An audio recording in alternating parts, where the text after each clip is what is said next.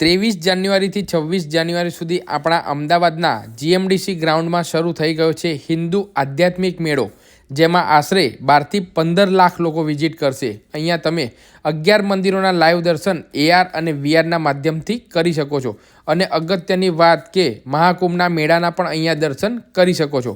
દરરોજ આશરે 2 થી 2.5 લાખ જેટલા લોકોને લાઈવ મંદિર દર્શન, ગંગા સ્નાન અને ગંગા આરતીનો અદ્ભુત મોકો મળશે। આ ઉપરાંત અહીંયા 15 મંદિરોની હુબહુ પ્રતિકૃતિ પણ અહીંયા બનાવવામાં આવેલ છે।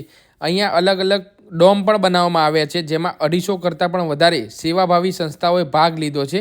આ આધ્યાત્મિક મેળાની એન્ટ્રી તથા પાર્કિંગ તદ્દન ફ્રી છે અને આ આધ્યાત્મિક મેળાનો ટાઈમિંગ છે સવારે 9 વાગ્યાથી લઈને રાત્રિના 10 વાગ્યા સુધી રહેવાનો છે।